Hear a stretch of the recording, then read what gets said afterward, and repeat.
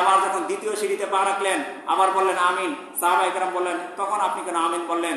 নবী আলাইহিস সালাতু ওয়াস সালাম বললেন, ও আমার সাহাবায়ে কেরাম, আমি যখন দ্বিতীয় সিঁড়িতে পা রাখলাম তখন জিবরাইল এসে আমার কানে কানে বলল, ও আল্লাহর নবী, যে মজলিসের মধ্যে, যে মাহফিলের মধ্যে আপনার নাম উচ্চারণ করা হয় অথচ আপনার উম্মতেরা আপনার উপরে দুরূদ পড়ে না, সাল্লাল্লাহু আলাইহি ওয়াসাল্লাম পড়ে না, সেই ব্যক্তি যেন ধ্বংস হয়ে যায়। নাউযুবিল্লাহ। নবীজি বললেন যে আমিন, সেই ব্যক্তি যেন ধ্বংস হয়ে যায়।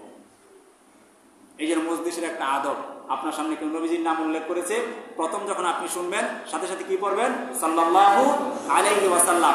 এরপরে যতবার নাম আসবে ততবার বলা মুস্তাহাব বা সুন্নত, কিন্তু প্রথমবার আপনাকে অবশ্যই বলতে হবে। দ্বিতীয়বার যদি আপনি না বলেন কোনো সমস্যা নেই, কিন্তু অন্তত প্রথমবার আপনাকে বলতেই হবে। আর না হয়ে যে নবীজি বদদোয়া করেছেন দ্বিতীয় সিঁড়িতে পা রাখা অবস্থায় সে যেন ধ্বংস হয়ে যায়, সেই ধ্বংসের কাতারে শামিল হয়ে যেতে হবে। নাউযুবিল্লাহ।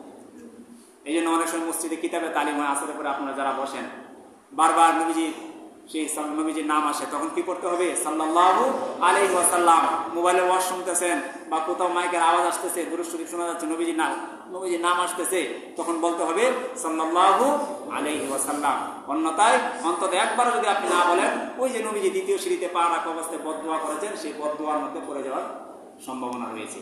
নবী